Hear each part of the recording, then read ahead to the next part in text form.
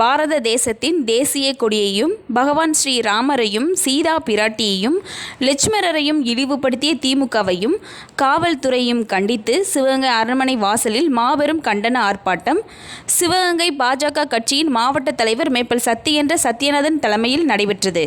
இதில் மாநில, மாவட்ட, நகர, ஒன்றிய நிர்வாகிகள், கட்சி தொண்டர்கள் ஏராளமானோர் கலந்து கொண்டனர். கடந்த வாரம் இந்த மாவட்டத்தில் வலம் வருகின்ற அமைச்சர் பெரியகருப்பன் அவருடைய தூண்டுதலோடு அவருடைய ஏவல் படைகளை அனுப்பி காளையார் கோயிலில் ஒரு பொதுக்கூட்டம் நடத்தப்படுகிறார்கள். அந்த கூட்டத்தில் உலகமெல்லாம் போற்றுதலுக்குரிய கடவுளாக இருக்கின்ற ராமரை இழிவுபடுத்தும் விதமாக அங்கே ஒரு போஸ்டரை அடித்து அந்த பேனரை வைக்கின்றார். அந்த பேனர் வைக்கின்ற நேரத்தில் அங்கே நம்மளோடு உடனிருந்த சகோதரியையும் சித்தரித்து அந்த சகோதரி படத்தையும் போட்டு அதிலே அவமானப்படுத்தும் அளவிற்கு தேசிய கொடியை இழிவுபடுத்தி இருக்கிறார். அந்த பகுதியே ஒரு பெரிய அளவிற்கு எழுச்சியுண்டு அங்கே காளீஸ்வரர் கோவிலுக்கு முன்னால் என் அருமை சகோதரர்களும் சரி, பொதுமக்களும் சரி, இதை எடுக்காவிட்டால் இக்கூட்டம் நடத்த முடியாது என்று உடனடியாக அங்கே கூறுகிறார்கள்.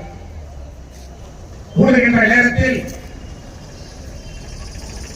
காவல்துறையை சேர்ந்த என் அருமை சகோதர சகோதரிகள், எங்களுடன் உடன்பிறந்த சகோதரிகளாக பாரதிய ஜனதா கட்சியுடைய ஒவ்வொரு தொண்டனும் இணைக்கின்ற சகோதர சகோதரிகள், சகோதரியுடைய ஒரு பெண் காவலரை வைத்து அந்த பெண்ணுடைய படத்தை ஒரு அதாவது ஒரு நியூஸ் பேப்பரை வைத்து ஒட்டுகின்ற காட்சியை பார்க்கிறோம்.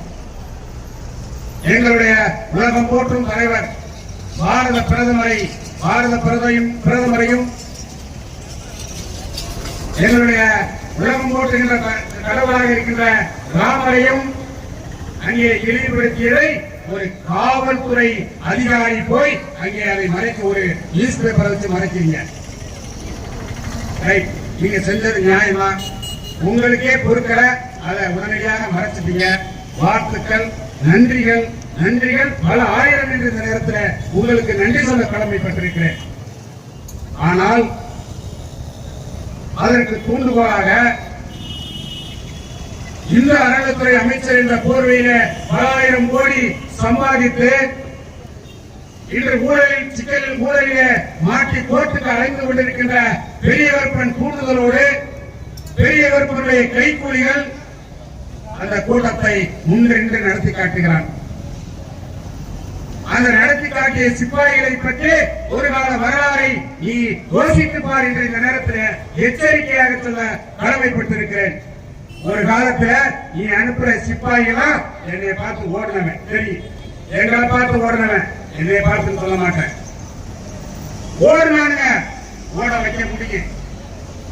ஆனா காவல்துறையை சேர்ந்த சகோதரர்கள், எங்களுடைய காவல்துறை இன்ஸ்பெக்டர், டிஎஸ்பி மற்றும் காவல்துறையை சேர்ந்த எஸ்பி அவர்கள் எல்லாம் வேண்டுகோளுக்கிறாங்க, நீங்கள் அதில் எதுவும் செய்யாதீர்கள், காவல்துறை கடமையை செய்கின்றது, நிச்சயமாக நமக்கு வழக்கு பதிவு செய்து அவனை ஜெயிலிலே அடைப்பதற்கு உத்தரவாதம் அளித்திருக்கிறார்கள், தயவு செய்து அந்த இடத்திலிருந்து கலையுங்கள் என்று நான் சொன்னேன்.